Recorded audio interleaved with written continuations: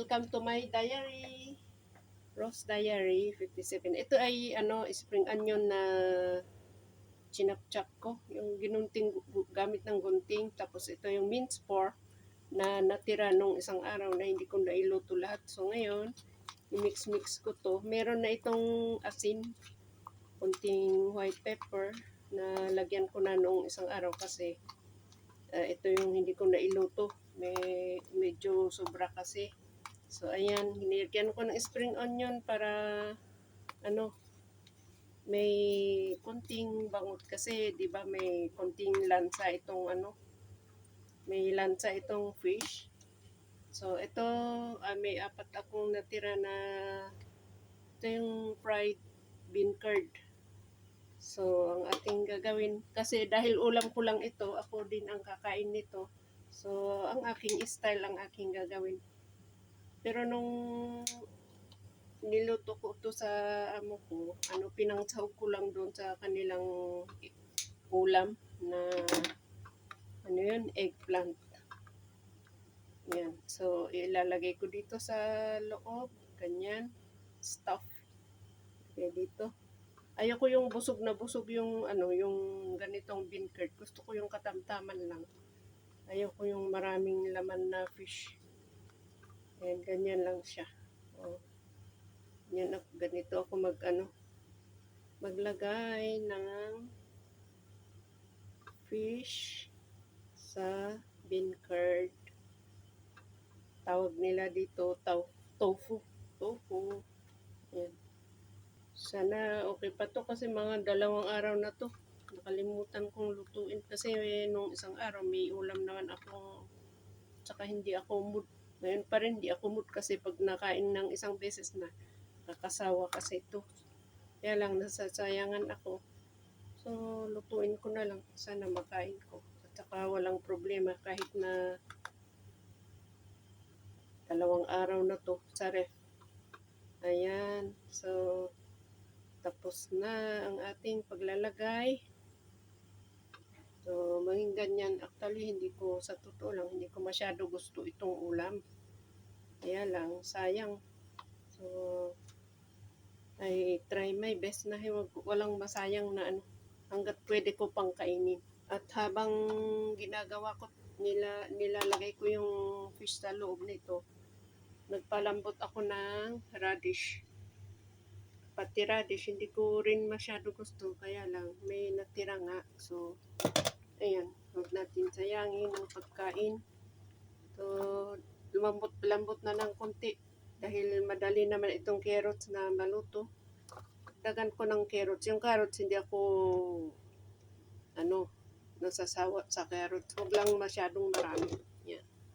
So, ang aking paglalagay ng mantika, hindi yung mainit na mainit yung mantika bago ako hindi ko gusto yung ganun kasi hindi pala maganda yung very, very hot na mantika.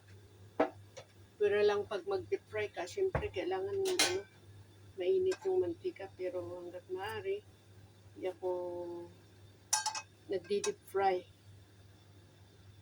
Ayan. So, ganyan natin. I-prito natin ng konti para bumango. Yung konti lang ba na hindi pan-fry.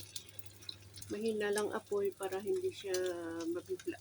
Dahil gusto ko yung amoy ng luya, lagyan ko ng 3 slice. 4 yata. Ganyan siya. Maganda yung medyo prito ng konti. Ganyan.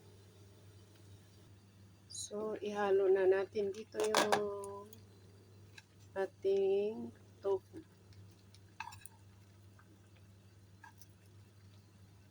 Gusto ko yung malambot-lambot yung mga sahog niya, yung mga madali naman itong maluto itong bean curd at fish. So, yan.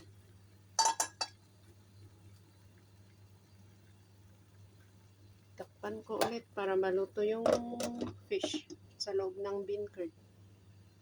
Tapos, ang gusto kong lasa nito ay konting oyster sauce. Kunting oyster sauce lang para magkalasa ng kunti. Mamaya ihalo ko yan. Haluin para ma-absorb niya sa loob yung ma-absorb nitong bean curd yung oyster sauce, malasahan sa loob. Ayan. Hindi ko na ilagay sa sauce sa sabaw niya. Dapat pala doon para mas maganda. Ayan. Mamaya haluin ko ulit. So, ayan, kapag gusto nating i-maintain yung gaano kadami ng ating rice na kinakain, pwede gumamit tayo ng measurement. Ganyan. Depende sa gusto natin gaano kadami. Ayan, naluto na yung ating ating bean curd. Bean curd dish with carrots and radish. Ayan. Yung iba nilalagyan pa ng dark soy sauce para medyo magkulay, mag-dark ba. Pero ayaw ko yung ganun. Ayaw ko yung dark na tama na to sa akin. Ayan. Pati yung pansit na nilalagyan ng dark soy sauce, ayaw ko yung ganun. Gusto ko yung kung anong kulay ng nung pagkain, yun talaga. Maliban kung kailangan talagang ilagay yun na para sa lasa niya. Pero kung okay naman na hindi lagyan, edi huwag lagyan. Para sa akin lang ha. Medyo hintayin ko na lumit yung sauce niya para ma-absorb nila yung lasa kasi kukunti yung nilagay kong Ayan. Tsaka hindi ako mahilig sa mararaming At saka hindi naman naiinom yung nito, sauce nito. Ang bagay nito ay i-absorb niya lang talaga. Ayan, okay na. Tapos na at naluto ng ating ulam. Sa totoo lang, kung gusto natin, ito lang ang kainin natin, sapat na. Hindi na kailangan ang rice. Kaya lang, sa akin hindi pwedeng walang rice. Kailangan ko talagang kumain ng rice. O yung aking radish masyadong malambot. Dapat hindi masyadong malambot ito. Ayan. Yung kahit malambot, yung at least buo pa rin. Pero ngayon, parang over na. Pero okay lang. Ako lang din naman kakain. Hindi pang hindi pang restaurant. Naku, ang dami. Masyadong marami. Sa bagay, gulay din lang naman itong Ayan. So, let's eat na. Ay, meron pa pala akong mga 4 bean curd ito. 4 bean curd. Tapos hinati ko ng hinati ko lang. So, naging 8. So, meron akong ihahalo dito.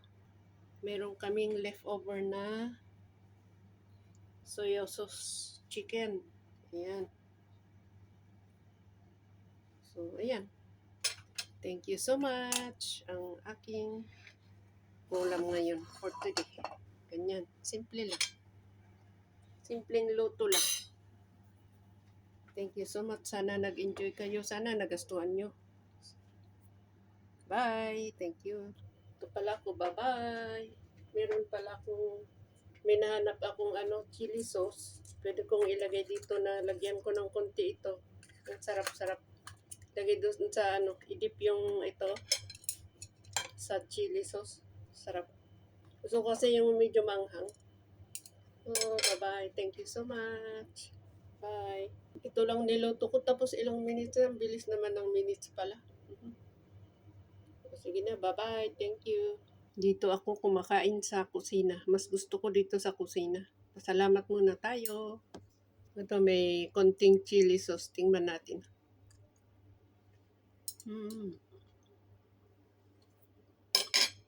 Very masarap. Pero hindi yung dahil gusto nating ulam ay palagi na lang yun ang kinakain natin. Hindi maganda yung ganyan. Kahit hindi natin gusto, kung makakabuti sa ating kalusugan, kainin natin, ganon. Ganon daw ang mas maganda. So, ayan, ang dami ko ng daldal. Thank you so much.